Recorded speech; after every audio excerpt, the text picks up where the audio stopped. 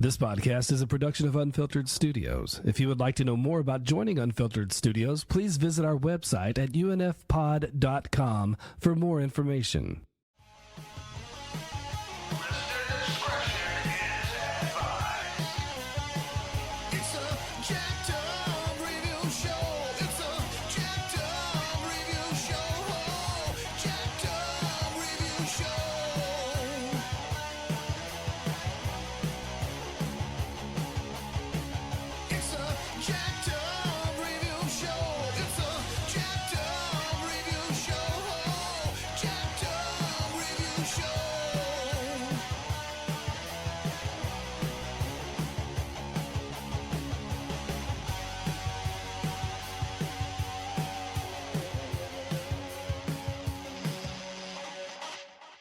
Hey guys. Oh my God. Hello. I know that name. So we were talking about a very special one that I just knew would be just very heartwarming for everyone. It's just kind of like Scooby-Doo, a cartoon I always look forward to hearing about, even if I don't check it out. And it's like, you know what? Let's talk about another Hanna-Barbera property that it's kind of gone on and been owned by different entities. You know, I've seen everybody from Warner Brothers to Filmation. I remember Lionsgate published one back in the day, and they would always show a lot of these on. You might remember on the later days of Cartoon Network in the 2000s, they had cartoon theater. Oh, and Boomerang, I go back further than that with them. I go back when it was, you know, MGM. The MGM logo would come on, and you hear dun dun dun dun dun dun dun. I totally forgot about Fox Kids had it for a while. Is like Fox Kids had it. And I misremembered this. I thought Fritz Freeling from the Sylvester and Tweety stuff had produced it, but it was actually Chuck Jones. So that was Chuck Jones. Oh, Chuck Jones, and before I got it mixed up because he worked on a similar Pink Panther. For whatever reason, I always thought he had worked on it. And like, no, Chuck Jones worked on it. There's three different eras with Tom and Jerry. There's the Hanna-Barbera under MGM. Then they Hanna-Barbera kind of went off, started doing their own thing. They gave it to a guy named Gene Deitch. And that's Gene Deitch. He only produced 13 episodes, but interesting. But they're I've always said those are like the ones where it's like he kind of with Tom and Jerry, which, you know, we're get this. There was actually a musical adaptation of it in Japan in 2019. Yeah.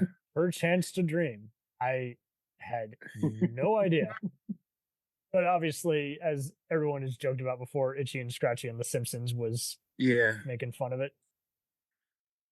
I think Groening had a little soft spot for it because you got to remember back in those days. I remember like my friend Jason, when there was one scene, I think Tom comes flying out with a fire extinguisher and Jerry puts his foot out. Now, first off, it's impossible for a mouse to trip a cat, but this is cartoons we're talking about. So, you know, his mom came out running with a fire extinguisher and he put his foot out and tripped his mom over. Oh my word. And but the thing with Tom and Jerry was that, you know, you look at each era there, you can tell who was doing what, because Gene Deitch. That's what I always noticed too. I was like, this is earlier versus later. It was very much like the Bugs Bunny and Tweety Bird time slots, where it's like, I mean, Three Stooges too. I was like, hey, Shimp's in this one, or Curly's looking a little rusty there, so this is definitely near the end. Versus, they're fresh and new. They just started. And the thing with Tom, the way he was drawn in those first couple years was he was almost evil. Yeah. That's what really separated it for me versus, you know, Sylvester at the end of the day just wanted to play around and was like Daffy Duck, where he's just like, I'll show you. Well, Tom could really vary but it was almost always the opposing force. Like you were looking forward to seeing him get caught in his own trap. As time went on, he became more of a, you know, him and Jerry were not, you know, mortal enemies. You know, the first couple of years I can remember watching it, you know, Tom looks like positively evil. Like, you know, he's got fang. I mean, he's got like he looks like a cat that's ready to like kill something. And then as time goes on, they kind of like soften Sometimes he his would image a little speak, bit. but it was very, Yeah. very Yeah. rare. Well, And I that remember. always threw me off for a minute. It was like, what? Well, I love the one where he's with the female cat, and he's doing Charles Boyer, Ah, who, if you guys don't know, he was a French actor back in the 40s and the jeez. 30s. He was the continental lover, right? So he goes, Wow. my darling, My darling. there's a So fire. he's, in a way, he was kind of yeah. a precursor to Pepe Le Pew. But the way he does is, my darling, there's a fire burning inside me. I will take you to the Casbah. Let us make beautiful music together. There's a fire inside me. But and like he goes, hey, you smell something cooking? And Jerry gave him a hot foot. That's the Wow. funny part of it. That's nuts. And that's the first time I think anybody ever heard Jump Blues, because he's outside singing "Is You Is or Is You Ain't My Baby." I might have seen Well, it. I'd hear music like I'd hear music from The Wizard of Oz, running That's through what some was of so those nutty shows. too. Those Yeah. musical segments, and it was atypical. And Jerry, we can assume she's a gal mouse, but that's what was kind of no. Jerry was a male mouse. Oh wow, because they really Yeah. made him seem feminine in some episodes. And I Well, didn't know if that was it was kind of flamboyant. like he was kind of like happy-go-lucky. Gotcha. It You was know. just the way they drew the eyelashes kind of confused me Yeah. growing up. But it's a You know. cartoon, so I'm not looking deep into that. But there's a lot of accolades for this. So yeah, it is one of the top 100 animated shows to be shown in Japan from an 05 study. Yeah. In 2009, IGN named the 66 best of the 100 best animated shows. And there's a pair of chips in the Jaguars chipset that are called the Tom and the Jerry. I didn't know that. Yeah, I had no idea either. I'm just looking up random trivia, but I just think this was going to be fun because I mean, there's so many puns. There's a lot of that you can learn from the evolution of animation in this, and it's Yeah. I think it's always kind of been in my DNA, but I had no idea that it inspired everything from like Jackass to Mad TV. But a lot of comedians went off of it, and I just always kind of forgot. Like I remembered it as MGM, and other years I remembered it as the Hanna-Barbera property. And it's like, well, it's both. But what was so funny is there was this recent live action one they did, and I never saw it. I saw it got all the worst movie of the year, awards, but I just remember seeing like clips of it because I think Chloe Grace Moretz was like promoting it on like Ellen one time, and I go to all kinds of clinics and everything. I'm looking at these clips, I'm like, good God, we all have unpopular opinions, but that animation does not look done. It was kind of rushed, I think. Yeah, so I'm like, why? Say what you want about Space Jam 2. At least it was just camp. It was like, Jesus, like this looks unfinished. Tom and Jerry have done a lot of stuff since the 2000s where they've been put in, like Tom and Jerry and the Wizard of Oz. They do Tom and Jerry, and there's always like an animated movie that comes out like every 5 years, and sometimes it's fun, but other times it's just kind of a time filler. You kind of forget it's a thing. But yeah, I was actually surprised by how much activity they've had over the last 20 years that I wasn't even aware of. Yeah, it's like it's always it's that rare thing, kind of like these new Scooby-Doo movies. Like parents are gonna get it because they can watch it with their kid and they kind of are into it, but at the same time, it's just like, and obviously, don't get me started on the Ben and Jerry's ice cream. I saw that Pakistan had an ice cream line based on it, but I always wondered if Ben and Jerry's was kind of a nod to that. But whatever. No, I would chalk up the new interest in it on the advent of Cartoon Network and later Boomerang, because that was pretty much when these cartoons were being shown, and it really, I think, opened up a lot of eyes that hadn't seen it before, both young and old. Yeah. Well, plus you got to realize that when we were growing up, all the local stations would play Tom and Jerry early in the morning when we were getting ready for school. It was so easy to repackage. Tom and Jerry was a Saturday morning thing in '75, I think, where they were. It was. And they start tacking more and more on there as brothers, the Tom and Jerry Grape Ape Mumbly Show. Yep. Yeah. Yep. But the Hanna-Barbera stuff from MGM was being shown during the weekday. So it was kind of like, so what happened was this. They took the 160 something shows that, Hanna-Barbera, Gene Deitch, and Chuck Jones did, and they'd run them on the weekdays when we were either going to school or coming home from school. And then what happened was there was this groundswell. So then all of a sudden Hanna-Barbera said, all right, put them back on and we'll take it from there. Okay. And they put them back on. And then all of a sudden Filmation got the rights and they kind of, dropped the ball on it, because Lou Schemmer was like, I don't want to have any violence in this. Which is kind of unavoidable. Yeah. That's the thing with Tom and Jerry. The violence is the slapstick. It's like, I mean, the thing with the difference between, I always say, with Hanna-Barbera and Warner Brothers was Warner Brothers had, they had Bugs Bunny, they had Daffy Duck, and they would do adult jokes in those cartoons. With Tom and Jerry and with Droopy Dog and all the other stuff they did, that was childish slapstick humor. That was seeing Tom get hit in the head with a ball peen hammer and a big thing grows out of his head, or seeing Jerry, there were so many things they did. There was the only time I can remember Tom and Jerry being kind of morose and morbid was there was 2 episodes, the 2 Mouseketeers. I think I remember that. That got a little. Tom and Jerry are it's Jerry and Nibbles. Remember the little mouse Nibbles with the the French accent? Yeah. Yes. And at the end, you see the guillotine go down, and you hear Nibble goes, "Poor pussycat," because Tom had his head chopped off, or Tom had his head chopped off. And then there was one called Blue Cat Blues, where Tom basically, sacrifice, basically goes over the top for this girl, and she dumps him. And then he's sitting on the railroad tracks, like, his eyes are just, like he's been crying. And then the same thing happens to Jerry, and Jerry sits on the railroad tracks, and all you hear at the end is the whistle of a train coming. And that was it. And we're all kind of like, we're kind of like bummed out about it, I can remember seeing I don't that there were some where it just seemed like if Tom got too big a punishment, I was like, good grief, I'm just here to laugh. But there are other times where even the dogs, I think, will try to maul him to death, where it's like, Jesus. I watched the first 20 episodes that they had on Amazon Prime tonight.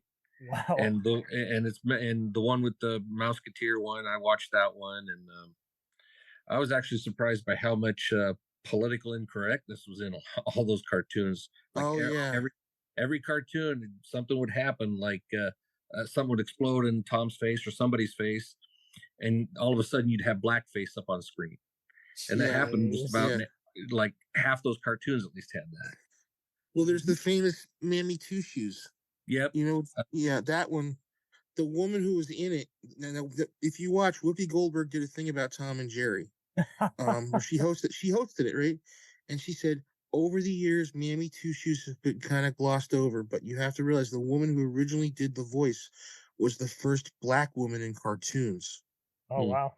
Yeah, in later years, they kind of replaced her with like a wider versions of her, or wider versions of different kinds of characters. Yeah, one was June Foray, and then they had, I think, Loretta Devine do the voice. Yep.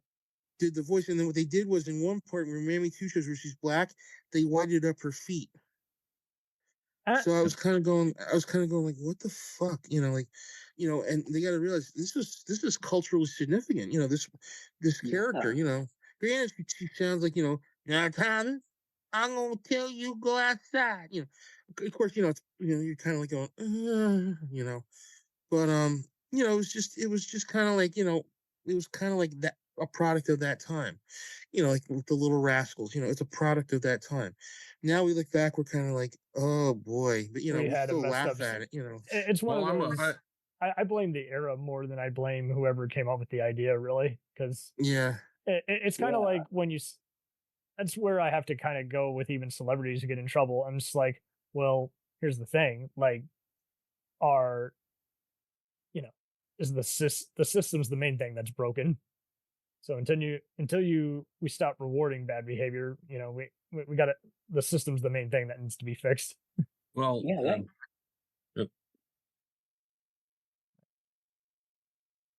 Go ahead, Tom. Go ahead, Gil. Who's on first? No, I was just gonna say. Well, I didn't even know how far back Tom and Jerry went, which was they started in 1940. Yep. And it's definitely products of their time. Looney Tunes is guilty of the same thing. Yeah. Isn't there like 7 or 8? Like there's like these like 10 cartoons that will never be shown again because of racial stereotypes, and like they actually listed them, and I was like, I know I've seen these somewhere before, probably on like video cassette that Good Times had, or somebody like copied them off of a film reel or something like that. Oh, but yeah, sometimes you got to think too, like there were some really great like sight gags, or just stuff that they did that was like you get the joke. Like, if anybody remembers, does anybody remember cousin, what was his name, Uncle Pecos? Yeah, the singing guy. Yep, the singing guy, right? I love that one. Oh, that one I love. It's been a minute. He keeps trying to he keeps trying to take Tom's whiskers for his guitar string. Yeah, he's apparently in one of the 2014 cartoons. So the Tom and Jerry show. Oh wow! And then Jerry had another cousin or something that was like a muscular mouse or something. I can't remember what he was. Yeah. He calls him up. He comes over and beats the shit out of Tom, and Tom's like, "What the hell just happened?" Like, he just looks at the camera like, "What just happened?" Yep. There's a lot of breaking that fourth wall too when you see it in some of the cartoons. Totally. I love the Gene Deitch ones. If you ever see the Gene Deitch ones where he only did 13. I'm sure some of them got in there somewhere, but yeah, those are ones that are kind of looked down upon because they're not as because they were done on a cheaper budget, though. They were done overseas in Czechoslovakia. Yep. But the genius thing about it is he does a lot of stuff that's like dissociates you from the cartoon. Like, it's very minimalist. It's very minimalist. I vaguely recall a few. Maybe those are the ones I saw, because there were definitely ones I saw years ago where it's like, it's kind of like when you watch a Star Trek or a Law and Order episode, but the main characters are barely in it. It's kind of mostly the criminals, and you're like, I like that episode less, even though it was well acted. But here in a cartoon, it just throws you for a loop because you're like, where's Tom? Where's Jerry? Well, they did one called Dickie Mo, which was Moby Dick, and they're on the boat, and you can tell it's like, there's not that much in the way of what Hanna-Barbera used to do, where Hanna-Barbera under MGM was like very ornate and very good with, they were good at trading it off. And if something different happened that episode, you were kind of prepared for it. Because to me, and this is different for everybody, but when Tom and Jerry, I think the reason I like them just as much as rivals Sylvester and Tweety is just kind of like the Flintstones. I never knew what I was going to get. Some days it would be just something funny where, hey, Barney, can you fix my, car, which is, made of cement and stone? Can you take me on a vacation with Pebbles and Bam Bam? It was just always really, it got me used to what already existed as a live action sitcom. It's no different than what you'd see on what we talked about last week, Norman Lear, or even just an earlier thing like Andy Griffith or Dick Van Dyke. Is like, it's all about a real life setting, and then something wacky happens at like a supermarket or a school. My favorite one of all time is the one where they had it's called Tot Watchers. It's one of the last ones they did under MGM, where there's two of them. There's Tot Watchers, and there's like another one, like Baby Goes Bye Bye or something like that, where Tom and Jerry, like, there's a babysitter named Jeannie, and she's on the phone all the time, and she's watching the baby, and Tom and Jerry wind up like watching the baby the whole time. Like, they're not at each other's throats, they're watching the baby. Like, I definitely saw that one. I was just it's and wasn't that the last one by Hanna-Barbera? Yeah, they were it was done in 58. Then they handed it over to Deitch. Deitch did. I knew Gene And the Deitch. baby was whining all the time, and of course Tom has to be like, no, the baby was going like blah, blah, blah, blah, like that, make this noise, and like at one point it's in a mailbox. Tom gets like a can opener, and like they're opening up the mailbox, and it falls out. They're trying to stop it from like going into all jeopardous scenarios, like peril. Yeah. Mm-hmm. But I don't know why. I just seem to recall it just let out a few yawns once in a while, or they had to put the puffer back in. No, I'm misremembering. Right. There's one where they kind of introduced us to classical music.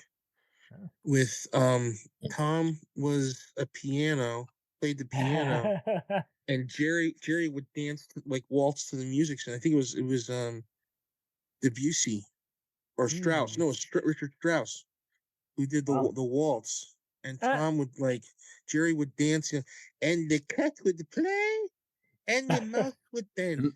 And the guy doing the voice is Hans Conried. Conried. Yeah, he was in Fractured Flickers, wasn't he? Yep. Yeah, they also did one where they're conductors, where Tom's a conductor or something. He's conducting Carmen. Yep, and then Jerry keeps trying to get him out of the way because he's wanting to conduct or something.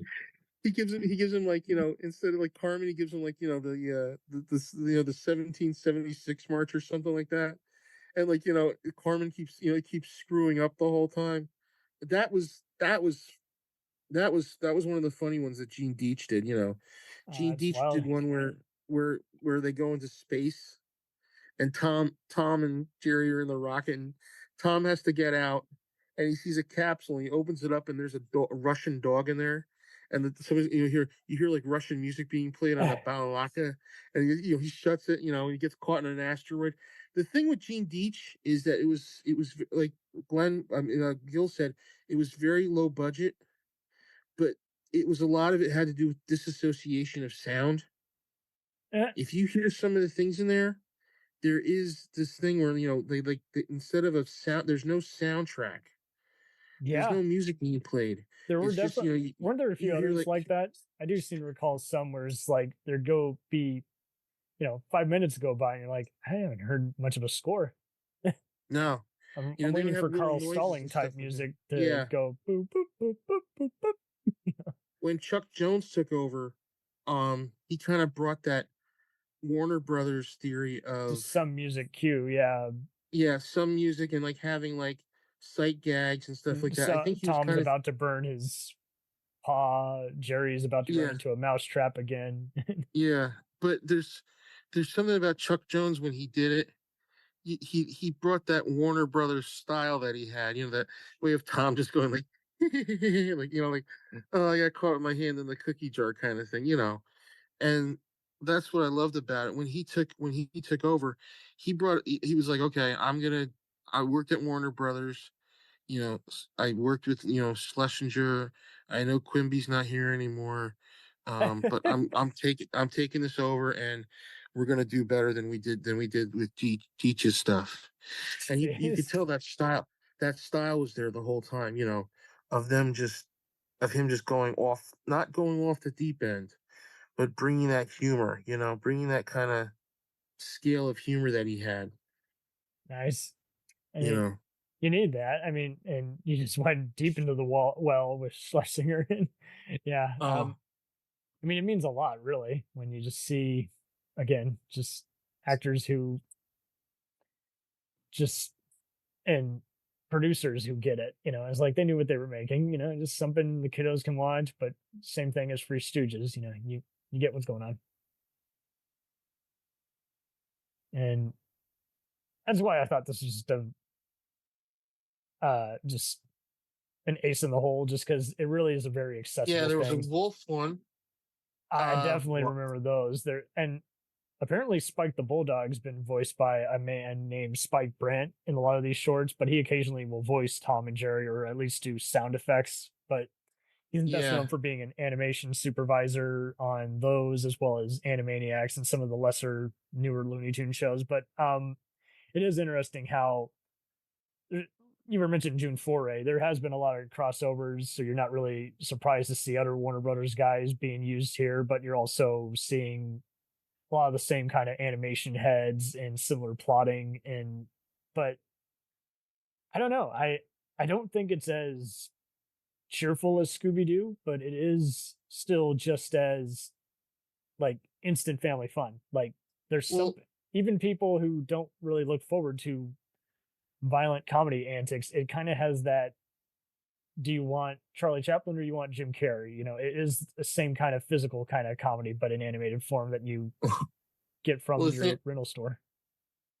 The thing I always said about Tom and Jerry too is that everything, it went from Tom trying to kill Jerry to Tom and Jerry basically just trying to, like, you know, screw each other up. There is a bit of that. Why I oughta, you know, it's gone beyond getting my tail stuck in one of my own mousetraps. Now it's kind of, I'm setting you up on a date. I'm setting you up on this. I'm stealing your cheese. You know, there's ones that they did where, like, you know, I don't know if you remember, what was the little duck's name? Quackers. Quackers. Oh man, Quacky Duck. Quacky Duck. Do you remember the one where he's trying to commit suicide, and Tom's trying to stop him because he's pissed off because he thinks he's the ugly duckling. And he keeps trying to commit suicide, and Jerry's trying to stop him, and all of a sudden Tom's like, I think Jerry at one point goes like, puts the finger across the throat, and Tom's going it's Quacker. Quacker. Yeah. Apparently, it's funny you brought that up because the first thing that comes up on Google is actually a Quacker Duck toy line, which is a bunch of picture books, as well as a country rock band. I'm not making this up. But yeah, no, I see what you mean. A yellow duckling who, was always getting in trouble. And for whatever reason, Tom, who would technically be the type who would probably be trying to hunt him, is actually trying to save him. That was always kind of the weird reversal where you're like, I thought one episode we're supposed to kind of be opposed to Tom, and in the next one he's actually the good do-gooder. He's actually the one trying to help. A lot of times they would team up with each other, Tom and Jerry. And it has always come in at the last minute. And you're like, I don't know where this is going. I could remember one where they were being adversarial towards each other, and there was actually another cat involved. Yeah. And there was a black cat. Yeah. Always a rival. Yeah. Yep. Yeah. Black. What was it? Spike was the dog. It was. Spike was the bulldog. Yeah. Black cat. Yeah. Tom and Jerry. Black cat. Yeah. There was one of the black cat kept like the black cat comes in the house. Cat. That's who it is. Butch. And Butch just like runs roughshod over Tom, and Tom can't do it. Can't take it anymore. And he tells Jerry, "Come here. We got to kick them out." Mm-hmm. And Jerry helps them kick out. You know, that was fun. You know, when they would team up with each other. Did you ever see I take it you saw the Casanova one from 51? Yes, that was the one. Wow. That's the one. Okay. My love for you is burning like a flame. That is such a Pepe Le Pew one. That's the one with the sleek white cat, right? The female cat. Yeah. If you want to talk how some of them get morbid, some of them get, I don't want to say sensual, but just very, like, they're 5 seconds away from being a little risque. Just like, what's going on here? What was the thing? I watched something about Tex Avery a couple years ago. How he basically brought sex into cartoons. Oh yeah, almost just everybody doing the whole wows or eyeballs.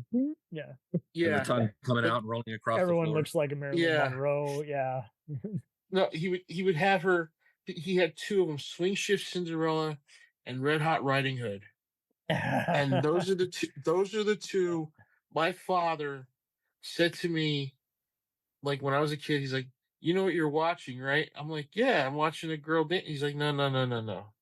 Watch the ending. You watch what she does. Watch what she does." And all I remember is my father saying to me, "Jay, I used to pay 25 cents to see that in a burlesque theater." And I went, sex education here. Oh, okay. Remember, it's a wolf. The wolf is technically the predator. We're looking forward to him getting his ass kicked. Well, there's actually two in there. There's the wolf, and there's the wolf who's there from the country, oh yeah, yeah, he speaks like foghorn leghorn, yeah. No, and then there's the cousin who's like, cousin, you must learn to control your passions while we're here. Now remember, what you see tonight is something you know. So you go, oh yo. Takes a hammer, like whacks him in the head, puts his hands over his eyes pop out from behind behind the hands, and and then they're like, and then it's like, at one point you're just like, oh Jesus, they did swing shift Cinderella. And in the end, she gets back in the bus and says, "Well, I'm not going to great grandmother's house. I'm going to try avoid all the wolves I can." And also the camera pans around, and there's like 50 wolves in the bus going, "Oh yeah, that's what you think, sister." Yeah. You know. And it was always kind of funny how every once in a while some of those would have some unusual like Southern hick stereotypes also. Oh yeah. Well, that's the singer type, the singer guy you're talking about. Oh yeah, the singer would always be a banjo player. And sometimes I'm afraid if it's going to be a little off color like Song of the South, they're like, oh dear. Yeah, but the good point though on how is like the way you impersonate him is like, it does. I don't know why it just gives me a Robert Mitchum kind of feel. It's like, hey, how you doing, buddy? What the way that the wolf speaks. which wolf? The wolf. The initial one you. The country bumpkin wolf. Yeah. That's the country bumpkin wolf where he's like, oh yo, show me where she is. Because if it's not foghorn leghorn, that's just some other kind of. It's just the buzzard from friggin' the old Warner Brothers. I was just thinking that. Oh, that's the voice you got. You got the voice from the guy. I don't think it was Arthur Q. Bryan. It was somebody else. Oh, they talk. Oh yeah, I want to see Riding Hood. I see. Oh boy. Oh yeah. And then you have the cousin who's like Ronald Coleman-esque going, cousin, please. Oh, I forgot about Beaky. Yeah, it would always be messing with. Yeah, he'd always be, and then they would flip it around in the end, where he'd see like the country bumpkinish Red Riding Hood. He'd be like, now, where is she? Oh boy, yeah, cousin, you gotta calm down. That's the thing, So it was Kent Rogers, and then Mel Blanc did it after 49, and then from various points on, it was Rob Paulson, Jeff Bennett, Jim Cummings, Jeff Bergman, the usual.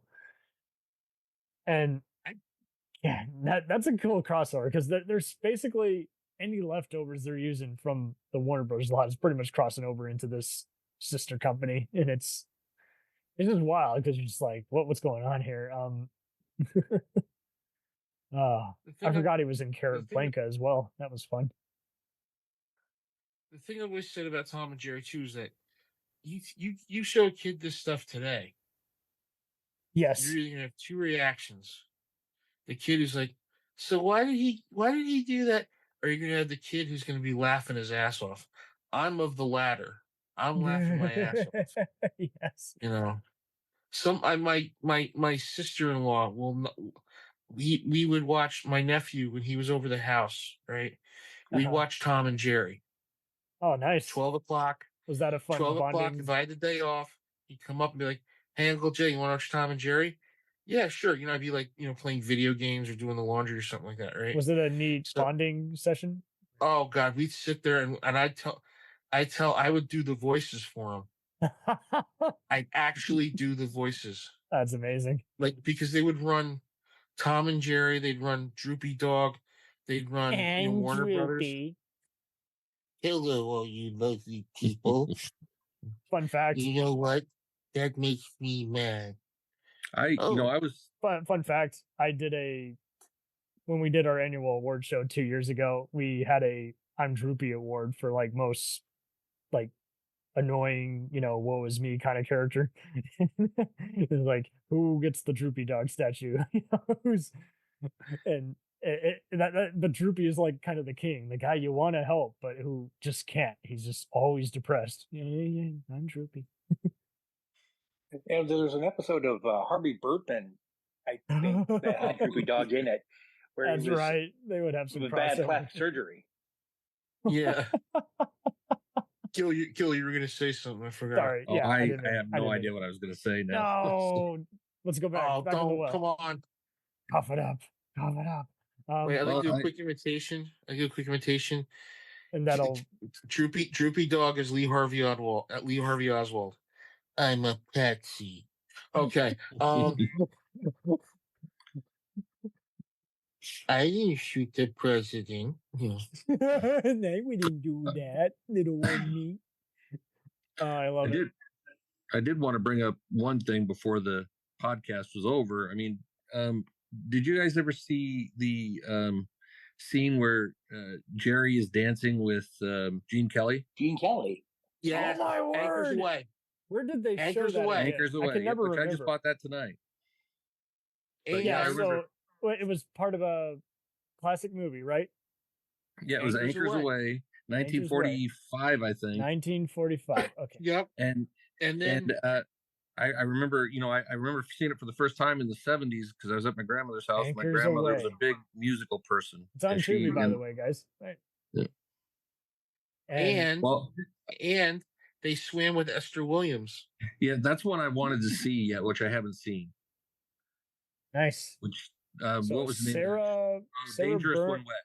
So fun fact, Sarah Berner, who was a voice actress and radio gal, she did the radio show Sarah's Private Caper. She provided the voice of Jerry. Yeah. She said, "Look at me, I'm dancing." So that's what always would drive me crazy. I would always be like, so which ones do they or do they not speak in? And so there you go. That's why I would often, because Jerry had a feminine voice, that's always why I was like, yeah. Do you guys happen to know where that footage was also used? Family Guy. Yep. Really? They did a really good tribute. They did a parody of it. Wow. Oh no, it was a really loving tribute. And because Seth MacFarlane loves musicals. Oh, absolutely. And they used the same footage. They put Stewie in there, and Stewie goes, "Look at me, I'm dancing." And my mom watched it and she loved it. She loved that, That's great. So Anchors Away, man, that's almost 20 years before Mary Poppins does similar kind of thing. Yeah. But that's different. That's more like Incredible Mr. Limpet, where it's both animated and live action the whole runtime, and that's just one sequence. And here's the thing. Even if you didn't see the movie, you definitely saw clips of it on every other special or something. Like, it was, there's no way no one didn't see it. Like, I'm pretty sure I have never seen the whole movie, but I have definitely seen that sequence just because it was always on like an MGM Turner Classic Movies bumper. It's on That's Entertainment. Yeah. Well, like I said, I saw it in the 70s in my grandmother's house, and I remember watching the whole movie, but the only thing I remember about that movie. It's kind of like Bullet with Steve McQueen. It's a cool, detective movie, but everyone always just remembers the last 20 minutes. Yeah, the chase scene. It's funny how that works though. It's like, it's a counter, because usually when people say, "Oh, I only remember one good sequence," it's like, we're not saying the movie is bad. It's just there was just one. Talk about a scene still. Like, that scene stole the movie. It wasn't an actor. It wasn't about this or that. It was just a well done dance sequence with a cartoon character who was beloved. I remember. Does anybody remember? Like, there was the big thing, like, parents were like bitching in the 70s and the 80s about TV violence, and how they cited Tom and Jerry as a prime source of it. And I think Bill and Joe kind of said, "Look, it's slapstick. I don't think a kid's going to take a ball-peen hammer to somebody's teeth." I mean, I never got too violent, but every once in a while I would get in wrestling matches with siblings, and I was my mother wanted me watching less Donald Duck, but was okay with Looney Tunes. But I mean, it doesn't take much, Like, I had pretty good self-control by age 12. I wasn't beating everyone up like anyone else who had seen The Matrix. It's just like with video games. If you're not mentally sound, then that's on you. If that's all you're doing for 10 hours every other day, then that's all you know. So it's up to the parent to say, "Hey, I need to make time out of my busy job and just feeding the kid and actually doing something with them to positively motivate them.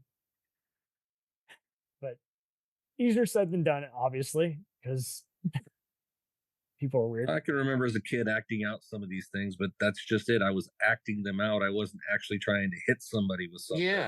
Yeah. I was never to the point of I actually want to jump off a cliff or saw someone in half, but I would jump off a sofa. But it's pretty mild compared to want to take violence out. You know what's really cool? Busch Gardens in the 90s, right? They had figurines, right? So my grandma, after she had her stroke, she was capable of doing some stuff. So we put on Tom and Jerry for her every time at 6:00, right? She'd sit in a wheelchair. We'd watch Tom and Jerry, and then we'd put on Jeopardy or something like that. So she loved Tom and Jerry. She'd point and like start laughing and everything like that. So I got her 2 figurines, one of Tom and one of Jerry, and she busted out crying because she knew I was like, "Here, Grandma, these are for you," and she knew I knew she loved them. So we had them basically with her, like she had them in her room when she was in her nursing home. She'd always point to them, knowing that I was, I'm the only grandson, but, she really liked dug that. it. Nice. Yeah. I would watch any kid who watched Tom and Jerry on the local, PIX, TBS, whatever station you got, and got those reruns, and they'd mix in Droopy Dog or, the Tex Avery shit with that, which is another thing altogether. We got this exposure to this stuff that was shown in movie theaters. Yeah.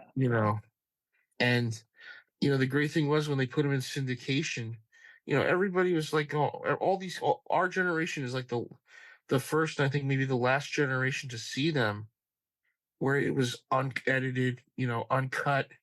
They didn't screw around or anything. Well, shit, I just lost my train of thought again. Damn it. Yep. There. Let's give some CPR on that brain. Through again. Yeah. No, you were talking about we're basically seeing the uncensored version of these cartoons as they were originally intended. And which I was watching those first 20 episodes on Amazon Prime, and they look like they're untouched. They had that, what's her name? It's a rarity. That mammy lady. Yeah. We'll return after these messages. If you like small town mystery, crazy news, and wild history, then the Florida Men on Florida Man podcast is for you. Each week, Josh Mills and Wayne McCarty bring you the absolute best Florida has to offer.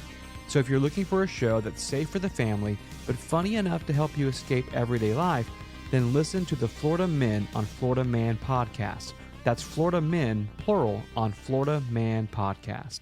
Hey, it's Brent Pope, the host of Breakfast with Brent Pope. You've seen me on some of your favorite TV shows saying things like, "Give it up, Jimmy. You got to sink this putt to win." On Breakfast with Brent Pope, I sit down with guests from the entertainment world, and we do it all over breakfast. Or should I say Brentfast?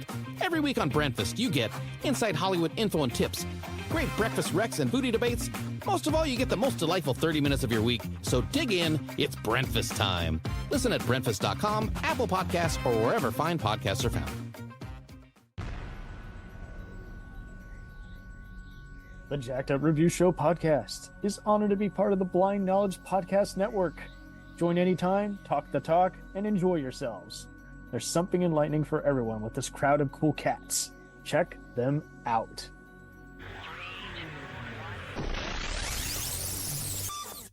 Do they still show them as much on Boomerang, Tom? Other Tom? I'm not sure.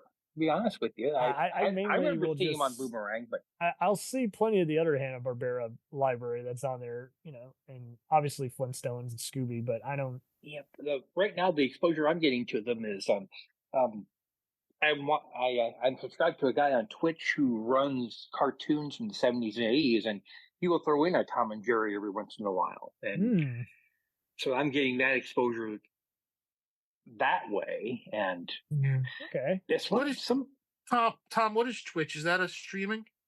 It's it's a bit of everything. It's for gamers. Yeah. It's also for live comedy shows and everything. Master Cam Girls, the whole 9 yards. Master Pancake does stuff on Twitch. Sorry, kids at home. Oh, okay. And they even have a Mystery Science Theater channel and a Riff Tracks channel. Yeah. But I think that's where a lot of people are getting their exposure to the Tom and Jerry's and some of the other cartoons that we grew up with, like Thundar, and But the real thing here is that, at least to me, I was always a Warner Brothers guy, because that's what I grew up on. Same. But now that I'm looking back with the Tom and Jerry, it's like I'm seeing similarities, I'm seeing differences. One of the things that really struck me, especially with the MGM version, is just the artwork. Always. Yeah.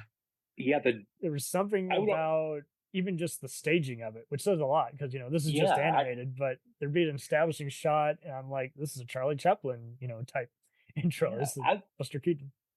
Yeah, I was thinking back, and it's like some of those backgrounds, they remind me a lot of Max Fleischer's Superman cartoon. Oh, yeah, the well painted backgrounds. Yeah, yes. And then you could jump forward to the Chuck Jones era, and it's like comparing. Remember the glamour shots from the 80s and 90s in the malls, where it seemed like the best pictures were the ones that looked like they had Vaseline on the lens. Yeah, that's kind of the way I look at the MGM style versus the Chuck Jones style. Chuck Jones, very crisp, yes. very, very distinct, whereas the MGM more playful. Well, playful, but also just kind of almost like you're looking through cheesecloth sometimes. Yeah, so that in and of itself is one of the things that that's one of the things that makes it unique. It also helps the enjoyment. One thing I thought of too is the fact that I can compare them side to side. Tom and Jerry reminds me a lot of the silent films, because a lot of it is action, but not a lot is said. Versus the Sylvester and Tweety, which is more of the talk. That they set up the action with words, whereas with Tom and Jerry, they set up the action with more storyline than anything else. You have the concept, and you get to see how it plays out. Here's the thing I've said about Tom and Jerry. Yeah. Here's the thing I've said about Tom and Jerry versus Warner Brothers. Tom and Jerry were silent movie cartoons. Think about that. When you go to Warner Brothers, that's guys who've been watching the Marx Brothers, all these, and they start to put.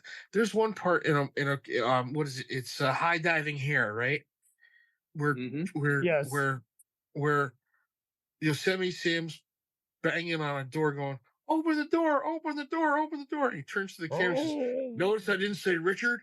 And he comes back, and I didn't know that joke till my father told me there was a song called "Open the Door, Richard." So that's a great look. A look. Oh, like, notice I didn't say Richard, and he just turns back. Jack McVia. Wow. Whoa. What? That's who wrote "Open the Door, Richard." Oh, Louis Jordan. Yeah. My bad. Okay. Yeah. So that's the way you look at it. With Tom and Jerry, it was what Tom says. A lot of it is silent movies. They were looking at silent movies, going, okay, can we go further? Can we jump? Can we, can this be? And if you ever notice, sometimes they used sound effects. I swear to this day, whenever Tom would yell, it's Stan Laurel yelling. That high pitch, that yell. I swear that's Stan Laurel. Somebody put it on an audio track or something like that. Yes, I never gave that any thought.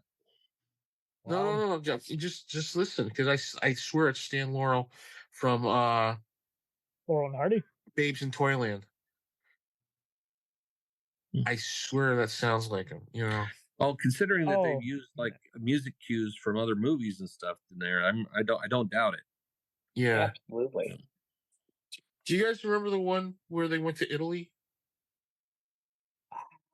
Remember There's one where they go to Italy. We talking earlier or later? No, it's a later one. They go to Italy, right? And they meet a mouse being chased by a bunch of cats, right? And the mouse goes, "You're a Cat, and you're a Jenny Mouse.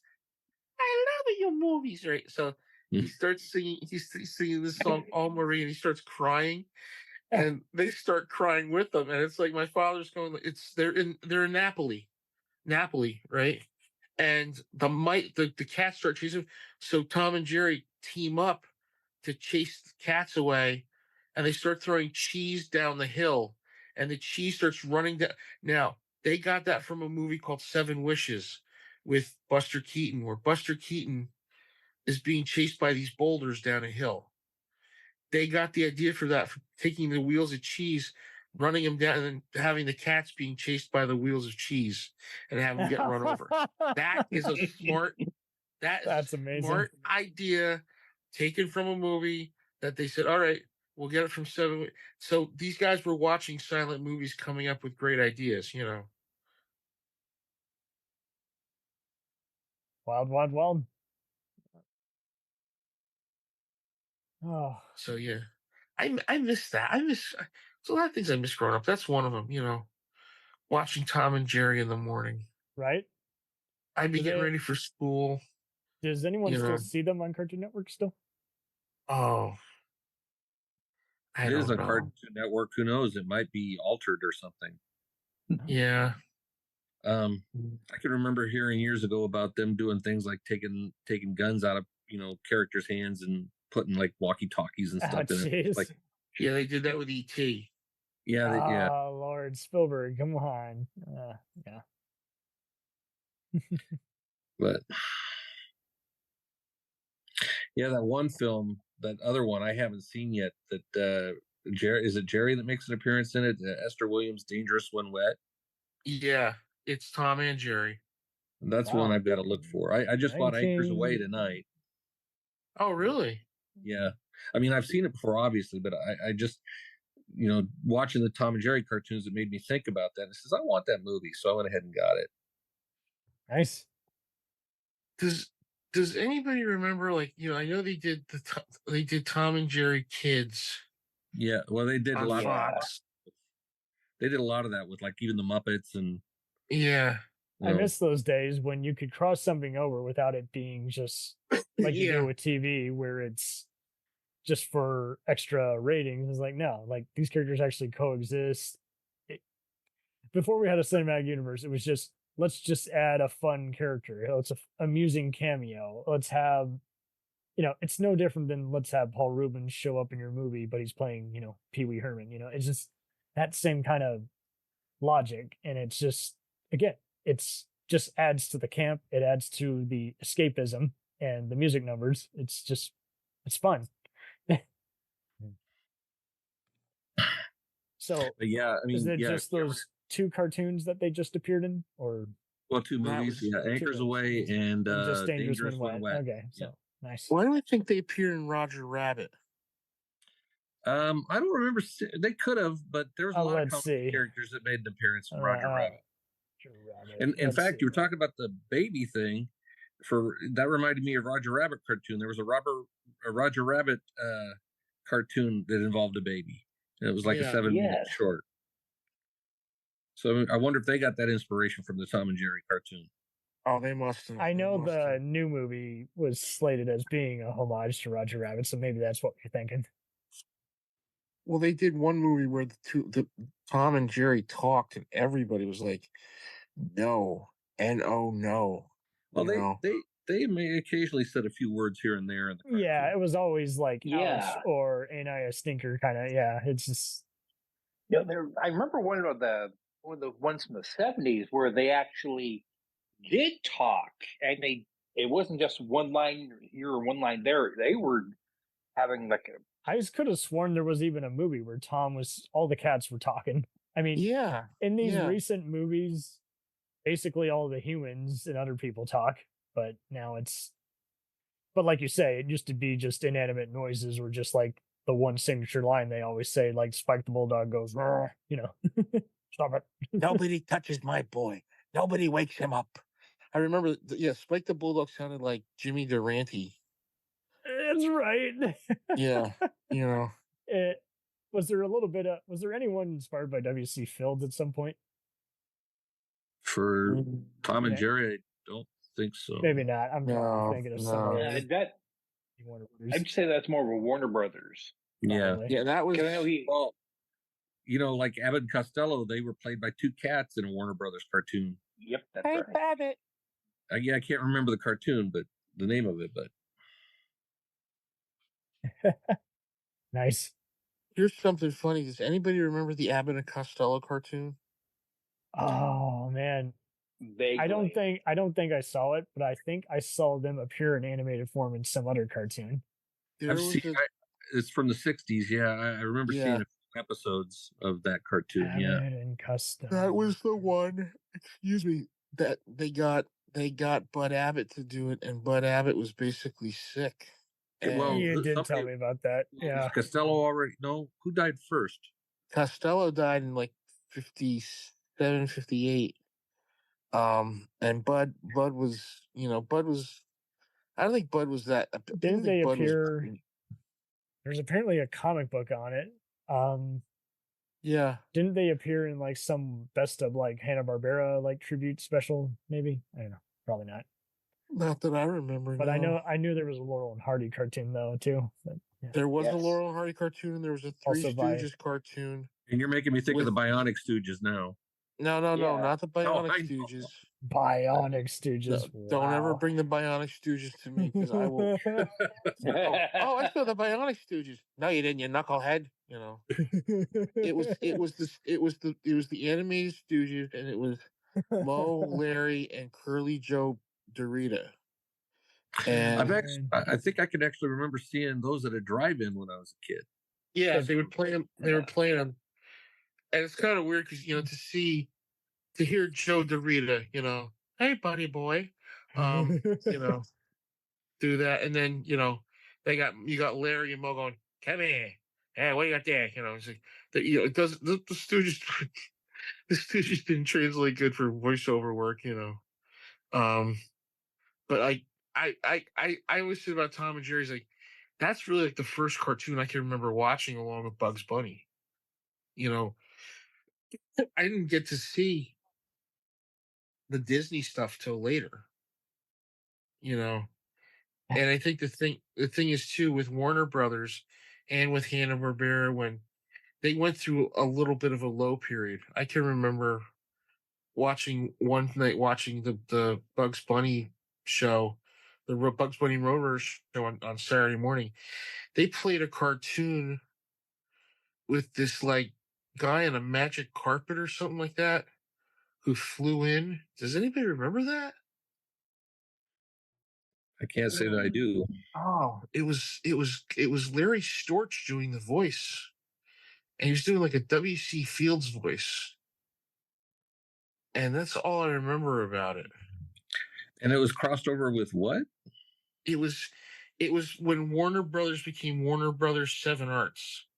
So that's where the later Daffy Duck came in, and that's when they weren't doing Speedy Gonzales as good. Like the animation was oh my good. God, yes. And you'd be watching, you'd be like, okay, this is not as good as like I saw. You could tell like it's like they're going, okay, 5 minutes with Daffy, and here we go. Create as many jokes as you can here, I can remember like Warner Brothers having like I could swear I'd seen these cartoons before, but for some reason the backdrops on them were different, not as detailed. Yeah, which I never understood. They were a little bit more. That's why I think when Warner Brothers was starting to cut the animation department out a little bit more, like what MGM did, with fielding the stuff out to Deitch, where Deitch was going, all right, I'll get it for you under budget, and won't be as ornate as the stuff you have now. Totally. I think there will always be an audience for it, but let's see. Tom and Jerry streaming. Where can you find it now? Other than Amazon. Okay, so there's a Netflix subscription and an HBO Max subscription, it claims. So it's good. It's going. They're doing the numbers. Oh no, that's the recent one. Ugh. Okay. Haven't heard anything but good about that. And I know when I was looking at stuff on, Seasons. like I looked at Voodoo and stuff, they There's had some Daily Motion clips. everything I was seeing on Voodoo was all like more recent stuff in the last 20 years. And I wanted to find the older stuff, and that's where I found Okay, them on it. HBO Max has the 1940 so-called free seasons of that. That looks good. That looks good. But like you say, it's concerning. It's kind of like Twilight Zone or some other stuff where it's like, well, don't cut the cord on cable if you want to find some other reruns of it. It's going to come on once in a while. Wild. Very wild.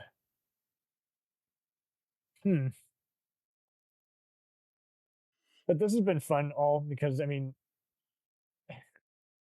I again, I've never seen anyone say, "Hey, that animation doesn't hold up," or "I don't care for it." It seems like it's pretty straightforward.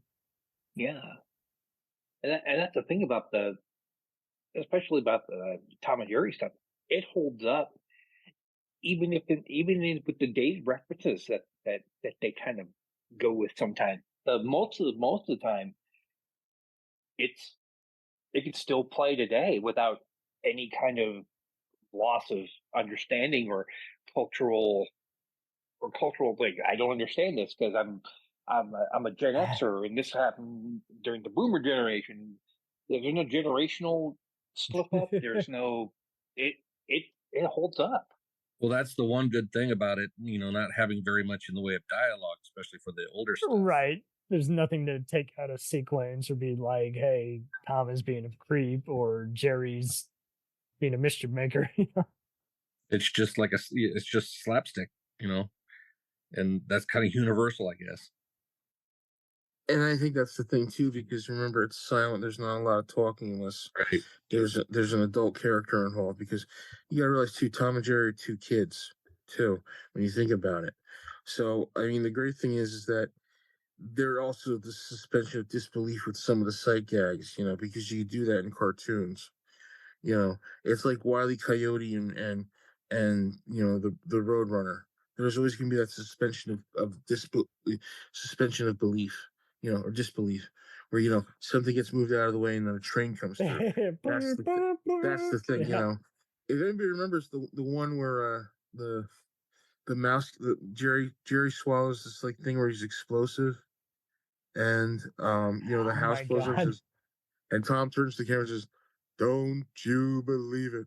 And I would even fall on the floor laughing, because the house was he said, the mouse is dangerous. Don't you believe it? I don't know why, but every other impression seems to be Foghorn Leghorn. So my question to you, James, is how would Foghorn sort out these fools if there was a crossover? I'll say. Now listen here. You gotta catch a mouse, son. Pay attention, son. Pay attention. You gotta catch a mouse. This is how you catch a mouse. You get a piece of cheese and put it there, and then you put a rock. A rock crushes the mouse. Now listen. No, you got it wrong, son. You got it wrong. Perfect. I'm a chicken hawk. Yeah. What are you gonna do? I'm gonna take you and I'm supposed to capture you. Oh, really? Now listen. Look here, son. Look. My favorite Foghorn Leghorn is he's trying to teach the nerdy kid how to play baseball. Yes, that's the one everyone remembers. He turns right to the camera and goes, that boy's smart, but there's something about him. Oh, perfect. He built a paper airplane. The kid builds like a Stuttgart dive bomber, Yeah. Something. Wasn't you were talking about Quacky Duck or something? Wasn't there a Warner Brothers equivalent to that? I remember Bugs coming up to people every once in a while saying, "Hey, Laughing Boy," but let me see, Laughing Duck, Warner Brothers. Well, Quacky Duck kind of, or something like that. But I think it was. Quacky Duck was with more of a Yogi Bear kind of thing. Yeah, the character kind of transcends it because it goes from Yankee Doodle. Yankee Doodle, that's right. Yeah, okay, Yankee Doodle. But see, like, I'm glad you see, like we were doing all the other transition. I'm glad you brought that up. It's like you'd see that once in a while, and it's like, what are they doing here? Why does that feel similar to the other thing? Because I kind of felt like that kind of interacted with Foghorn or something. But no. Nope. There was one they had where it was they had like an Elvis type of rock and roll rooster. Yes. And he's like it wasn't Rockadoodle, but we're no, but don't mention that. I'm too late. I had to watch that movie one time. I walked out of the movie theater. We took my little cousin to go see it. You were like, I want to see Rockadoodle. I was like, okay. I was like, Jesus, I paid $5 to go see this piece of shit. That was when Don Bluth was on the down low. I'm like, what is going on here? Who is this for? This is too dark for kids, and it's rated G. Oh yeah. And yet, it's not funny and slapstick. Yeah, whatever. Anyway, Grover Dangerfield was better. Fair enough. Hey, Dago Ball. Last time I was in a Dago Ball, I was drinking with a guy in Little Italy. I saw that on Family Guy one time, so I was laughing. Oh my God. I'm looking it up. Elvis, Rooster, Hannah, Bar. No, Elvis, Rooster. No, it was Warner Brothers. Yeah, I know the one you're talking about because he was moving all the hands and the dog. See, the dog Foghorn Leghorn keeps coming up, but I know that's not the one. So no, that's the one. That's the one. He was okay. Well, we've been talking about Foghorn, like in the episode, Foghorn, he's like, hey, I love you, baby. Yes, I do. I love you. And I rooster, and I rock and roll rooster. He's all tail but no action. Oh, wow. You know where that voice came from? It was it was either the Jack Bunny program or one of the programs Mel Blanc was on. He had a character called Senator Cleghorn. Yes. Yeah, and the thing was that he would do the voice. So what they did was, it was like, all right, listen, we're gonna draw this rooster. He's gonna be what kind of rooster that kind of cuts to the camera and says something, and you're gonna have to just come up with something when he does something. So the writers, I think from Jack Benny were I think sometimes would come in and just write the lines for Mel Blanc to say, I'm glad you bring that up, because unfortunately, just like with any other blockbuster, there's people who come in for a day, they'll do a voiceover, they'll do some additional animation, but never get proper credit or residuals, and it's just shitty. And something that was rectified in the 90s, but we're still occasionally seeing people's note, hey, I got ripped off, or I did it one day, but not enough screen time, or my scene got cut, even though I got credit. But I would not be surprised if there was a bunch of other joke writers or additional voiceover artists who never got credited. I mean, like, they got paid, obviously, whatever little that was back in the day, but they never got. Who was it? B. Benaderet did the voice of the female rooster in the one with Leghorn. She, yes, Wow, that's great. Hey, Hazel, look at Prissy. Oh, look, she's going out again. Gonna get yourself a man, Prissy? Takes out a friggin' rolling pin. Yes, oh God, I'm still. I made my friend Joey Compel laugh one time because this woman kind of popped up out of nowhere when we were working at the milk bar, and I went like that, and he fell on the floor laughing because I can still do a lot of those cartoons. I'll say. Now look here, son. Now look here, son. You got it all wrong. See, that's how Senator Cleghorn was. He would take you aside and say how wrong you were, but you knew you were right. And he was such a dunderhead, Now look here. What's this you got here? What's this you got here? It's a trap for me. You got the trap wrong, son. You got the trap wrong. Perfect. Sorry.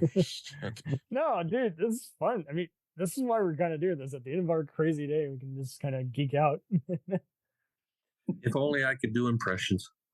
I'll say. Now look here, son. Now look here. That's and he would always kind of say, like things twice or three times.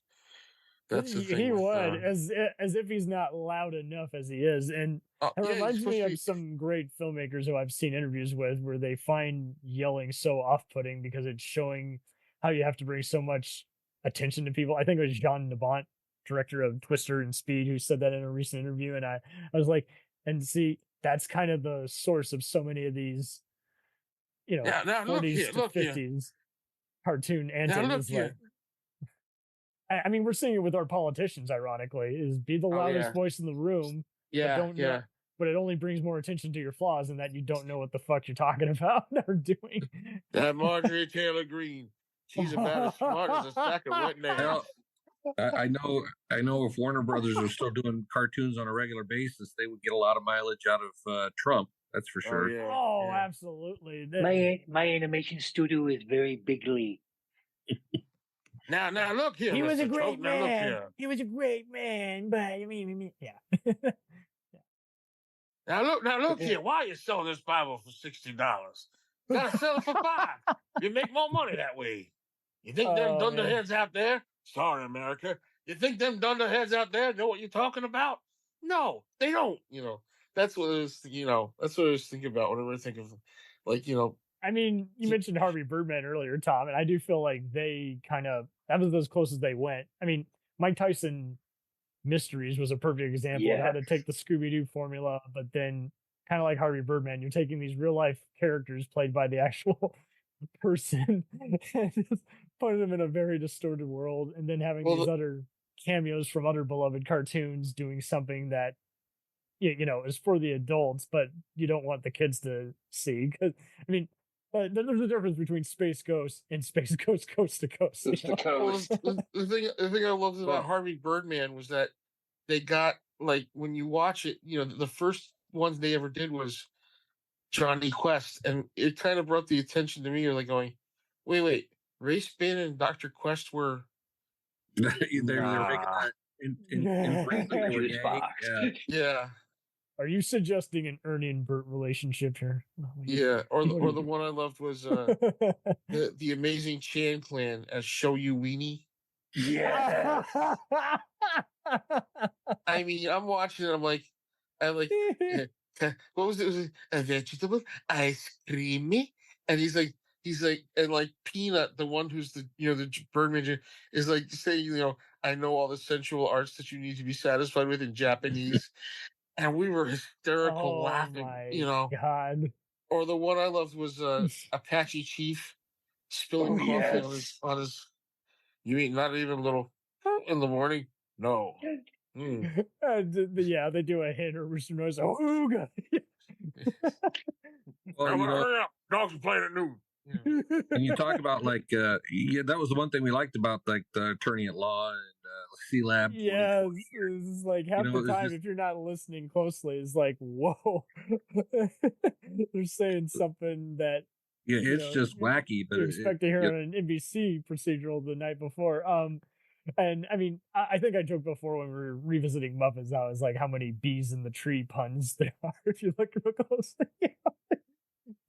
No, my favorite was Harvey Birdman when he's defending. I love Gary Cole so much. Gary Cole was great in that, but I love the fact that they did one where it was him and the guy Volturo was going, and what was it, Frogman? I don't know why. Good job, Bill. Nice one, Bill. I'm not sure what happened. I freezed up here.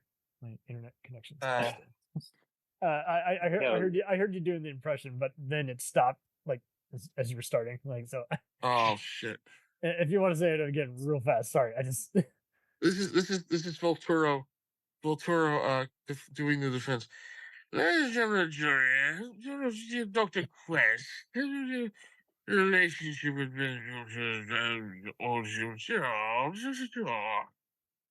and I remember seeing that, and they were like doing like they were interviewing everybody, like and like the one thing I love is when he's going the judge is my tour, and he's like going, hurry up, dogs are playing at 12 o'clock. Yes.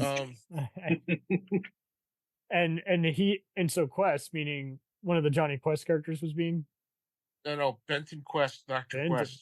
Oh, Dr. Quest and Brace Bannon were in a child custody case over the boys. Yes. See, that was what was fun about that show, and they did do a more recent special recently. I want to say about 5 years ago. It's kind of funny. Bird Girl. I think so. Yes. Yeah. Yeah, that was the Bird Girl. Yeah. I didn't watch it. I didn't know what to expect from it. I think there was like Harvey Birdman Returns, and he had Bird Girl by Paget in there, and Colbert reprised his role that he played, and it was. Yeah. You mean Men Talk the Mind Taker? Yes. I mean, we don't. Men Talk wills it. He was coming up with an Amazon type company, and he was having to stop him, and it was a fun way to waste 90 minutes. I loved my favorite character in Harvey Birdman was Reducto. I have a shrink ray. I'll make you travel size. I'll make you. He's like, oh, feet so tiny. I don't know how you walk with these. Oh, I have a shrink ray. What was the guy with the eye patch? He's like, not there. Phil Ken 7. Phil Ken 7, who was actually Falcon 7 in the old Birdman cartoons. Yep. Oh, nice. And that Stephen was Colbert. Stephen Colbert. Who uttered the famous line, "Ha ha! Cookies on down." No, my favorite was he falls down and says, dislocates his goes, "Hey, lady, give me a yank." Destruction. And then they had that Flintstone episode. They played it off like The Sopranos. Oh yes. Yeah. Oh wow. Who's the real Godfather? Barney Rubble. Oh God. God. Oh, I'd love to do something about that. I really would. The old Adult Swim. I promise we will eventually. I mean, we got to. Yeah. Do a whole thing of just Harvey Birdman alone. Oh yeah, I think Harvey Birdman was like so. Like, they would take characters and they would just twist them around. I mean, that's kind of how you got to do it, and somehow they were able to do it, and no one got offended. Like, hey, you're getting a little PG-13ish here in this, kids cartoon. Oh, the one with the Galaxy Trio and like, what was it? Yeah. Who's the girl in that? Was it Gas Girl? Probably. She's like a nymphomaniac. Mm-hmm. Well, and then there was the Evil Knievel character, which I can't. Yes, Devlin. Yep. Devlin. And they made it like he was like Evil Knievel because he's on pills and booze and all that shit, And he's like having sex with that really ugly woman on his bike. Yeah. Yeah. And in order to get her off, they had to spray her down with a fire extinguisher. I gotta watch that all the way through again. I really do. I'd be remiss if I didn't include Black Vulcan's famous line, "Pure electricity in my pants." They'd always team me up with Aquaman. Like, what? I'm going to steal a TV or something? Hey, why don't I call you Whitefish? Whitefish. Oh, my word. And I love how they got Phil Lamar, who played the voice of John Stewart, the Green Lantern in Justice League, to be the voice of Black Vulcan. And they didn't screw it up. Because that's like one of those characters in the Super Friends. You're like, I dig Black Vulcan. I really do. And he's got pure electricity in his pants. In his pants. Yeah, what does it feel like to have an injury on it? When the power goes, when the power goes up, it's like that, only in your pants. Oh, great. Funny. Oh, man. I feel like we've sunk in the well and we've fished it out, but I mean, this is the fun of revisiting older cartoons, because then it reminds you of all the different cousins and even the infamous ones where you're like, oh, that was funny, but not for the right reason. It is like any good movie franchise. It's always amusing seeing the odd kid out, the unusual just rip off or knockoff that was also kind of entertaining, but for a different reason. And it's just And in this case, it's just Hanna-Barbera experimenting with different formulas. I mean, it still baffles me how this predicted kind of what you got in what would make a college humor video. It's just, and I mean, again, people were using their resources, but again, these were on at a later time, so it's just no one complained. If you didn't have cable, you never saw it. And not only that, you had parents that were very responsible with their kids. Not mine, but it wasn't like Comedy Central where, hey, we saw this PG stand up, but now we got to put the kids to bed because South Park's on at 8. Yeah, well, that's the thing. I always said, like, you can trace all this stuff back to Warner Brothers and Tom and Jerry, and say, how funny are cartoons? Well, you can look at Beavis and Butthead. Now, with the seasons they've had, they've been like Tom and Jerry-ish almost. I bet. I mean, even earlier MTV in general, just like, can you imagine a world, post 80s without bumpers?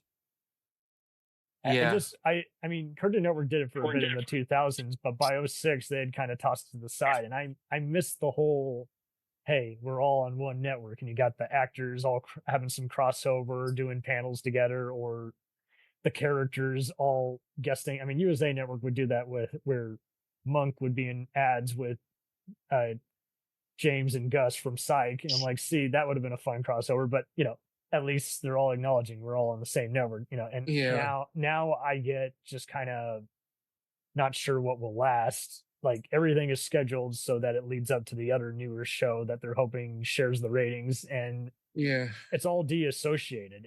It's like a bunch of people in a party, but they don't really want to talk to one another because they got nothing in common, which is a shame because. Well, I've seen, all these shows like you're talking, like Harvey Birdman and like Robot Chicken and things like that they're going away now, and I really enjoy them. Robot Chicken, and Robot Chicken's tried to do some other things. They did something called Awards, and they also did a MODOK thing from Marvel. Mm-hmm. I do recall that. Yeah. I don't think they're going to have any other seasons. They just had one season each, but I hope to see that they do more stuff, but. I do too. I'm sure you remember even in the early 2000s, they would take archived footage and digitally stitch it together and make it look like there was an awards show with different Warner Brothers and other Cartoon Network characters, and it was just an excuse to have like a kind of a shared marathon. And I mean, even earlier video games, that was such a weird tie-in. Nickelodeon would do that too, where they had the All-Stars, which was just their way of you play little mini games, and no one wants to do it now just because it's just so much licensing. Yeah. And I think better things are going to come. I think it will. It's just, Jake got disconnected. It's all good. We were just it's all good. We were just talking about just different cartoons and how they would make it look like there was a bunch of all-stars on the same network and a mock award show, which was kind of fun. I mean, but it's like nowadays it's like everything. I don't know how a kid gets introduced to anything unless they're just, I don't know, watching something like Saturday Night Live or The Daily Show with their family. But even then, you want to go all the way back to like earlier skits, I mean, they'll do a compilation once a year, but it's often just for holiday skits. But it's like nowadays, it's like everything's been segregated, and I hate to use that term, but it's been put in a box and everything's been separated, and you don't talk about the other show that's on that show, because we got so many snarky jocks who, if they've heard about something infamous or a certain comedian, it's because they saw a snarky list on like Complex or a clickbait site, 10 comedians who fucked up their careers. It was like, well, hold on a sec. Before we get to their bad boy attitude, you gotta, I don't bash an actor without seeing any of their movies. Come on, no. I give everyone at least 5 to 10 movies before I write you off. Like, I used to like The Rock. Now with his latest flops, I'm gonna take a break from The Rock, but that's okay. There's plenty of other actors to follow. It's not like there's plenty of actors who I like, but I haven't seen necessarily the movie or TV show that made them famous. but I at least have done my diligent part to say, hey, I know who they are and what they've done. I haven't gotten around to that yet. There's only so much time. Well, it's like now what Gil was talking about with Robot Chicken and all that, it's all getting phased out because, how much longer do you have for that stuff to run with? We really are running on empty. I mean, there's times where you got to be in the mood now. Like Bob's Burgers or South Park will even be on now, and I'll be like, but I'm not really in the mood for that kind of nutty satire. I mean, there's even The Simpsons. Simpsons is still running, and they're still running. I'm this way with after the first 10 years. There you go. I'm to the point where I respect Archer. I like Archer. I'm not keeping up with it anymore because I'm to the point where like each time I have tried to kind of come back, it's one of those you gotta really be like in the moment or something. And I'm one of those, I need, 2 to 3 hours and then I gotta go. And I don't know. It's just, I don't think I'm in that zone anymore. It's like I started rewatching Kids in the Hall again. Oh, the original run, and I still think it was funny to watch because that was like we talked about it. It was fresh. It was new. You know, it was sketch comedy and half an Python hour. We talked about that will always kill. I'll watch that. Nowadays, I can't watch a show because either somebody talks about it too much, or they're like, oh, you gotta watch it. Yeah, and I'm like, maybe I don't want to watch it, and then you get an attitude from them of like, well, why don't you want to watch it? Because I don't want to watch it. What the fuck? That's how I was with Breaking Bad. I avoided it for the longest time because everyone telling me it was high on drugs and thought anything they were watching now was the coolest shit ever. I'm like, what does that mean? It's fucking cool, man. You got to see it. It's amazing. And it's like What We Do in the Shadows. I still haven't watched it. I think you would dig that one. In fact, I would actually say that is kind of I have not seen every single episode, but did you see the movies? I did see the movie. I did see the movie. It's kind of like, I would say that is kind of like Kids in the Hall meets, kind of like Always Sunny. Like people like it because it's all improvised. Yeah. And there's enough flashbacks to other gags so you can be a first-time viewer and understand everything they're saying. But in fact, I think actually Taika Waititi's actually kind of taken over the comedy stuff. Like Reservation Dogs and Our Flag Means Death are probably as Monty Python as you're going to get. I mean, the guy worked on Flight of the Conchords, but okay. So it's that kind of comedy. But to your point, not enough people talk about him. They'd rather you say, hey, are you watching, some crap by, Ryan Murphy that grossed us out last night? I'm like, no. It's just, no, thank you. Trust me, I have tried. There's plenty of other TV writers I have liked for a while, but then I just gave up after a while because they just got spoiled on their own thing. Like Matt Weiner, the Mad Men guy, he seems like an absolute douche. How do you go from writing Sopranos to just firing every other writer and sexually harassing people? It's like, good God. And I don't know. It just, I know it's supposedly a good show, but just, that was kind of one of those that was kind of irked by me seeing some other stuff he had done and being unimpressed. And I was like, yeah, this dude seems like he's a piece of work, so I don't really want to mess with his other shows. Yeah, he should. I know lately there's a lot of like interesting, if not great shows, there are at least interesting shows that fly under the radar anymore. And oh, totally. TNT had kind of figured it out thanks to Spielberg of always having like a spectacle every other summer, but they've kind of changed that tune lately. And I can't even remember the last time I've watched TNT. And once CBS got rid of Conan, I was kind of like, yeah, I'm good.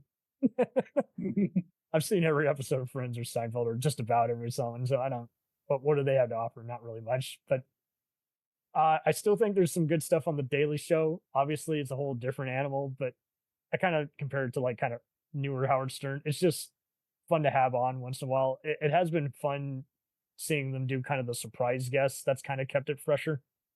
But then there is other stuff, like you say, James, where it's just like, who is this for again?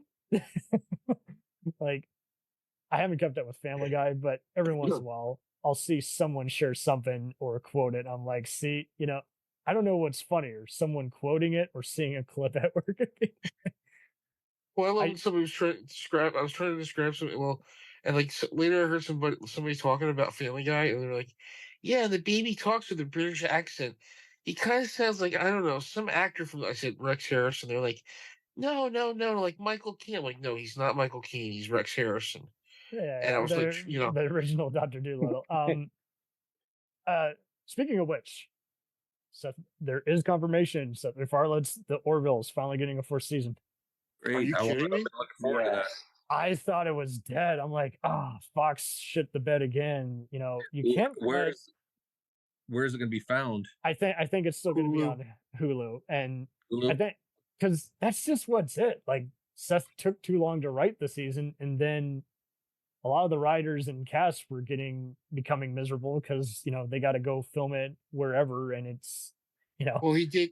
I got to say this though about Ted. Scott Grimes steals the fucking show from everybody. He's pretty good at that lately. How do you go from ER and Band of Brothers to all these wacky Seth MacFarlane projects as well? I mean, Jesus. I mean, I watched him on the Orville. I watched him on. I heard him on. No, on American Dad. That's what it was. And then like Scott Grimes. I remember him being like that kid, in the movies. Yeah, and Critters. He was, Critters. Bring me the head of Dobie Gillis, kind of like was like, and there's him, and then there's the other guy, Keith Coogan, and like these two guys can switch and no one would know. And I'm like, wait a minute, no. Scott Grimes basically when they were doing Ted, and he's talking, and I'm because he's talking in that that Boston accent.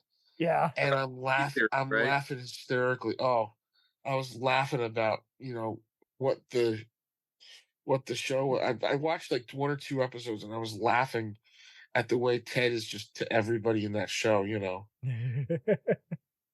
Nice. You're talking about the TV show, and it's it's on Peacock, I think, right? He's playing the idiot dad or something. Yeah, he's playing the schmuck dad. Yeah. That's a parody in of itself. It's perfect. And actually, the girl that plays the relative, she was in some Orville too. Yeah. Who was she in that? She was like was she a cousin or something? I can't remember. No. Oh, the Orville. Who was she in the Orville? She appeared in the original in the first episode she appeared in. It was where they land on a planet where everybody gets all these likes or whatever. Oh yeah.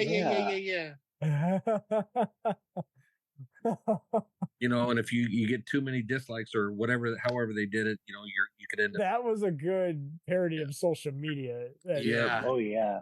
I mean, that's what it obviously is, but I mean that goes for anything. Like how much your newspaper sells.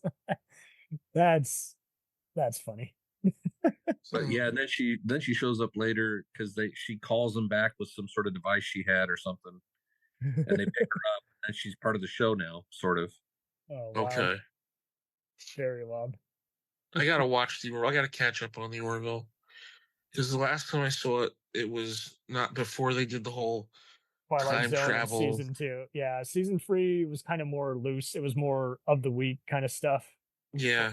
While addressing stuff, but my issue was I was like, guys, you took so long between that last one. Come on. There's a pretty good time travel episode with Scott Grimes, actually.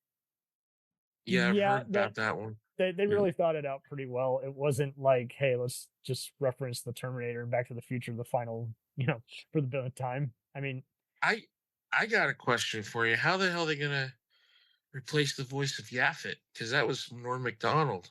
Yeah, they had some other gags with them that they put in last season. So yeah, that is a very good question. And hey, I'm available. Let's get James. That joke over there. Yeah, I want Tom to voice like a cracker. Tom should voice like a killer cyborg of the week or something. And just all the other aliens that want to kill everybody. But, I'm just waiting for them to just kind of reference some other stuff. Like you don't see this on that. I mean, it was wild how they had Dolly Parton on this season. I was like, it's a interactive hologram. Like, of course. No, my favorite was the one where they did the zoo, and nobody realizes yes, the human zoo. It's a Twilight Zone episode. Yes. Oh my god. And what do they do to get out of it? They give them the Kardashians. Right. Reality TV. Yeah. Yeah. We'll give you freaks on a leash. And please tell me you lit up during that one season 2 episode where they reference frame for frame the Empire Strikes Back asteroid chase. Yeah. I don't remember that. It was like an earlier one in there before they start the whole time travel craziness. Is like this totally like the one composer he's got imitating all the themes on all those Seth MacFarlane shows is like doing his best John Williams homage, and I'm like, see, that was fucking cool. And this is a comedy. My favorite was the spaceship, and they had to realize who the god was, like the guy who wrote everything, and they put it on, and it's fucking it's Liam Neeson. Yes. And I'm like, what the hell is Neeson? Oh, wait a minute, I get it. Oh, and don't get me started on the girl fight one. It's like, and it's Charlize Theron is the villainess of the week. Oh yeah. Like, I think that's the one thing they did. They made Star Trek funny. That's what it was. Yeah. I know he hates, according to some crew members who've been kind of snobby on social media, they claim Seth hates it when it's called a homage. I'm like, well, it's both. It's making fun of it, but then there's some homages in there. It's a guy who basically doesn't want to be a starship captain. Yeah. But he's forced to be one. He's got one of the best. He's got the dorkiest ship in the world, right? Yeah, it looks like a thumbnail clipper. Yeah. It's and it's like you're just sitting there, you're like, in my mind, he's just a step up from the character he played on Star Trek Enterprise. Yeah. He got he was graduated. just a background character in that. Right. Just with a few lines. Well, I was part of an Orville page on Facebook, and we said that like the one thing to do is to have his father show up on the show, and it's fucking Shatner. That would be amazing. That would be the ultimate. It's like they've done good by having Tom Paris and Riker direct a few episodes, and the main director of it now is John Cassar from La Femme Nikita and 24, and he's been saying he's been enjoying himself. He's like, I don't get to make it be hired to do a dark, serious show. Now I'm doing wacky gags in between some action.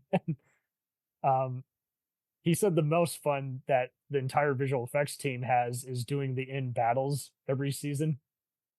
Because then they still got to insert some other visual gags. Just everyone's got to hit their mark because there's some physical comedy mixed in with just some other just outrageous thing. Someone will get like a transmission that's, playing music from the 80s, and they're like, I'm not sure how this thing works. There's plenty of other comedy geniuses out there. It's just you got to search for it harder. Anyway, go ahead. Can we have a little bit of a moment of silence here for a couple of people who passed away? Barbara Rush from when Earths Collide. Louis Gossett Jr. passed away. I'm still decimated. I'm still sad. And unfortunately, Joe Flaherty passed away. Yep. After a short illness. Yeah. It was just tonight, kids, something really scary. I was watching Master Pancake over the week. They did Officer and a Gentleman. They watched Officer and a Gentleman. Is that on Twitch? No? That was on Twitch last Wednesday. Sweet. Yeah. Yesterday, I guess. Nice. And he and the guy, I can't remember the guy's name that's part of that Master Pancake, but he was dressed as Joe Flaherty's Count character. Oh, God. Boyd. Oh, Boyd. Yep. Oh, there. Yeah. Tonight, kids, something really scary that we dug up for you because the station manager is too cheap. Oh, God. I loved when they showed the one that was like the wolf, the Howl of the Wolf? And it's like an Ingmar Bergman movie. And he's like, wasn't that scary, kids, with all the talking and the staring and the clock going in the background? Oh, boy, this is going to be a long one, Oh, man. Good times. Good times. I kind of want to know if there's any. Does anyone know where you might be able to find SCTV episodes? They're online on YouTube. On YouTube? Damn. Yeah. They've got the early ones. They had one that I love with John Candy as Johnny LaRue, dining out with Johnny LaRue. And he's doing a thing in the back at an Italian restaurant. In the background, it's like a recreation of the scene from The Godfather. That's great. You know, it's one of the early ones with Harold Ramis. Yeah. Oh man, they've come a long way from Strange Brew. I haven't seen the Strange Brew movie in a very long time. I don't really remember that well. I was thinking about buying it. Does anyone remember if it was any good or not? I don't recall. It is. It is. Really? Yeah. You have to think about who's in it, because that movie was so hyped up when I was a kid. It was like 1983. Came out, I think it was 83 or 84. It came out the same time as Return of the Jedi. Yeah. And all I remember is like everybody wanted to go see Return of the Jedi. I saw Return of the Jedi, but I told my dad, I said, "Hey Dad, I want to see Strange Brew." He's like, "What?" He's like, "Strange Brew." So the McKenzie brothers, Dave and Bob McKenzie, and I was going like weird thing. And my father looks at me, he says, "Well, I'm not taking you to see Strange Brew. It's a movie about beer." I'm like, "No, Dad, it's funny to watch." Because I was watching SCTV. My mother's like, "Frank, take him." He's like, "Nah, he's seen enough this year. Don't worry about it." And I'm like, "Oh, fuck. Thank you very much, Dad." Hugh Holzer. Yeah, last time I saw it would have been early 90s. And yeah, I can't remember much about it. So it's Bob and Doug McKenzie, and they go to the what was it? The was it Arse? Well, I knew they were based off the characters from SCTV. Yeah, they're going to a brewery because they were trying to get some free beer. Yeah, they put a mouse in the beer. Yep, and if they you put like a mouse in a beer bottle, being hired. Oh my god! And there's a hockey game that goes that's how we on, bring it all over back to Elsinore Brewery. Elsinore Brewery. If you give a mouse a cookie, and if you give a mouse a beer, oh man! And the dog's name is Hosehead, and it's got like a skunk. It's got a skunk trail going down the back of it. And then not only that, if you listen to the father's voice, it's Mel Blanc. Yep. Good old Mel. I miss that man every day. And in fact, I'm not sure what hit me harder. I knew he had passed years ago, but like when June Foray passed, I was like, Jesus, wow. I can't. Oh yeah, yeah. This is stinging because that woman could sing. She could do some on-screen acting too, and just every time I see, that's kind of why I took Gossett Jr. harder. Just like we're talking about people who have been on your TV screen for multiple decades. I'm not talking just one, not 3 decades, many decades. Is like that stings because everyone's affected in some way. Yeah.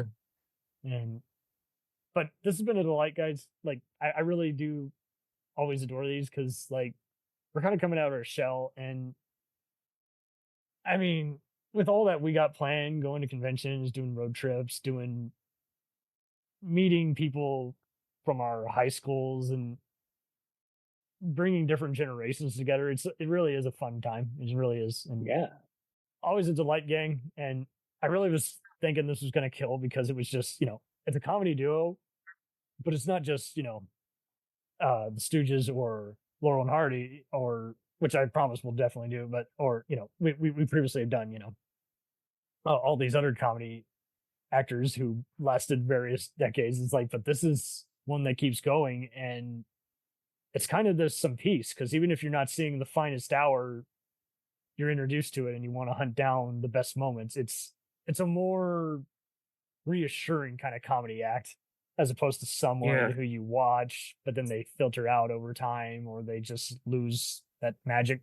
So this was really a delight. And, the beauty of this is it's never going to stop, instead of worrying about a remake or something. It's like, someone's going to do their own take on the formula eventually, and it'll either kill or it'll make you go back to it'll just remind you of the other stuff that's been remastered. That's fine. It's a win versus other ones where you're like, that new sequel really You know? What did you guys think of the Scooby-Doo sequel or remake that they just did with Velma? You know, I've seen clips of that, and I kind of see why. But it's kind of like Harvey Birdman, where they kind of took more of a mature audience approach to it. But it's just they kind of had a lot of. First, there were the usual, you know, neo-Nazis calling it woke, but then you watch the actual thing, and it was just kind of like, hey, I like Mindy Kaling, but these jokes just, who is this for exactly? You know, this isn't for kids, and the gross stuff. They basically turned Shaggy into conspiracy brother from Undercover Brother. Oh my God. Oh Jesus. I saw some other clips of it, and I was just like, see, this just feels. Why didn't you just do a parody of it? Back into the right, Scoop. Back into the left. There's a guy with an umbrella on the grassy knoll, Scoop. Oh my God. Ruh-roh. Yeah. Harvey Rosrolls. That's kind of what most people were saying. Ruh-roh. That Scooby made an appearance in Harvey Birdman too. Yep. Yes, he did. I promise you, we will do a Hanna-Barbera special later this year, though. That'll be fun too, because, like, I kid you not, a while back, my mother, who does a pet site, was looking for some classic cartoon sound effects, and my dad just like hunted down, and like the first thing that came up was like a hung kung fooey, you know, laughing sound effect, and that was a fun trip down memory lane because, you know, again, you know, it's hard to forget which character had their own show for a bit, but then would come back onto the main show. It was even more confusing than Happy Days when you hunt down how many actual Hanna-Barbera shows there are, because there were some of them who, you know, who would go on and about and kind of have their brief moment in the sun for a year and then come back to the other show where they first appeared. You know, it's just, cartoons definitely, if anything we have learned from the Tom and Jerry hour is just kind of learn that they can experiment a little more. And I don't mean just in terms of being edgy or the humor so much, as just they can kind of choose their programming a little easier and find their niche that way, as opposed to, you know, you got to go to the drive-in and see this, or wait, you know, you only see it at 6 a.m. if you are a toddler, you know. When I first started hearing your show and stuff like that, before I started with it, I remember you guys were doing something on cartoons, on Saturday morning cartoons and stuff. He goes, man, I wish I would have been a part of that. I promise. It's not it. I mean, we're gonna do plenty of revisits. Absolutely.